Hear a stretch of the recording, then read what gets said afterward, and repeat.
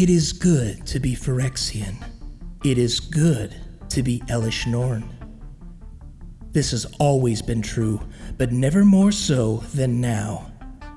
3 worms, Kaya, Kato, and Tyvar, the others call them, are before her begging for mercy. Oh, they don't do it out loud, but Norn sees it. Norn understands. Fear haunts their eyes and their 2 stiff bodies. Weapons tremble in pale-knuckled hands. How misguided they are. If they submit, she could do away with all of their faults. But she knows they'd turn down such a magnanimous offer, such an act of benevolence.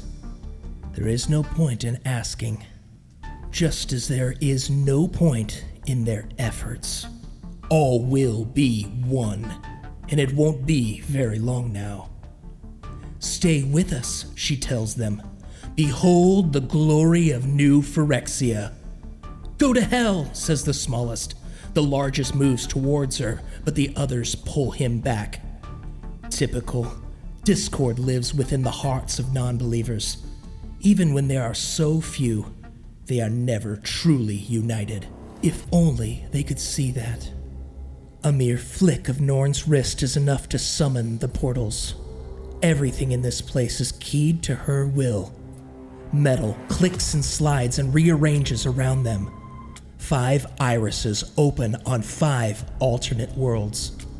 No matter how their skies started, warm violet, slate gray, or coal black, they now pulse with red light. Phyrexian symbols blaze amongst the clouds. It is from these portals that she now watches the invasions. Realm Breaker's massive barbed-tipped limbs burst forth, anchoring themselves wherever they please. Rivers of blessed oil run into the earth. Pods fly from the secured barbs, soaring in all directions, but always in perfect sync. Some birth centurions, some birth golems, and some lie in wait for the lost souls they will soon welcome. To the 3 lost creatures before her, a sunrise is beautiful. Phyrexia knows better.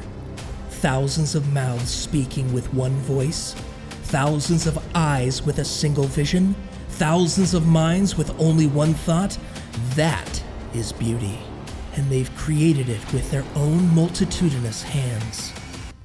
Have you ever known such unity? She asks. The smallest one opens her maw. Before the words come out, another, far more pleasant voice cuts her off.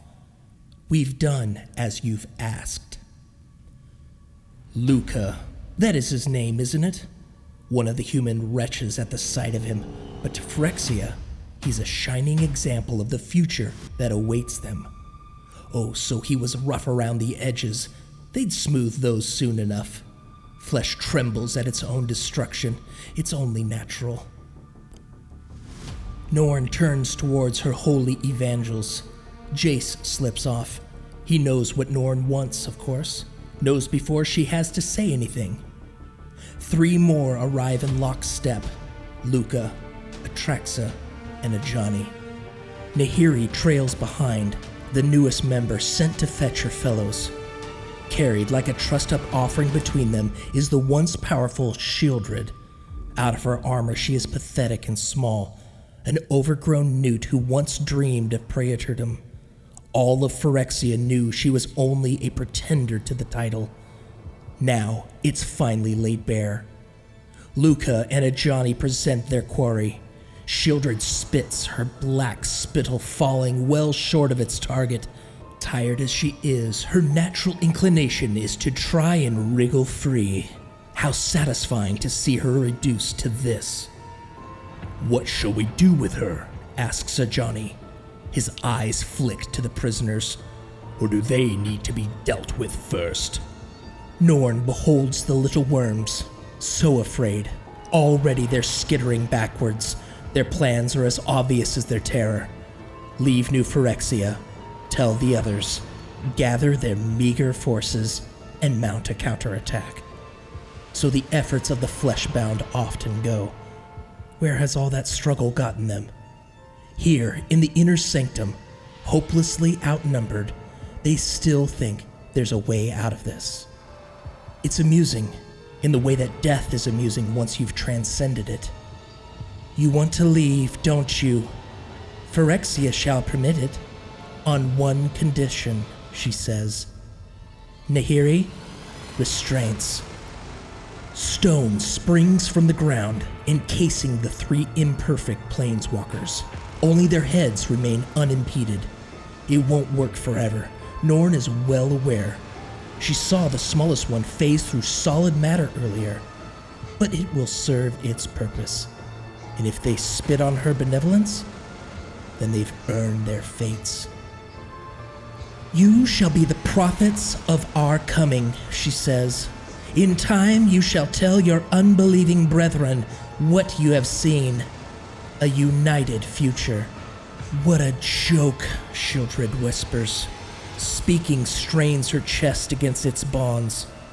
All of this grandstanding won't change the truth. You're only looking out for yourself, Norn. Phyrexia means nothing to you unless it conforms to your mad ravings. You've never cared about unity. You only care about yourself. Is that so? Norn repeats. She slams on the arm of her throne. Elish Norn's cares are Phyrexia's cares. The etchings demand we spread the glory of new Phyrexia, Shieldred. Long have you tried to rot away our holy teachings from within, but the time for that is since past. Our future is gleaming and perfect, free from your stain. Phyrexia no longer has a place for those who crave power over unity. Ajani, execute her. For once, Shieldred does more than whisper. Whatever her screaming protests may be, it's lost in the swift descent of the axe. Shieldred's head bounces to a stop at her feet, smearing black ichor across the porcelain floor. Norn pays it only a moment's attention. Her servants will remove the corpse for processing. One mustn't waste perfectly good parts. They will serve Phyrexia as Shieldred could not. Muscle strains against stone as the largest of the prisoners tries to wriggle free. Given enough time, he will. Elish Norn counts on them escaping. There must be those who spread the gospel after all, and they cannot do so from here.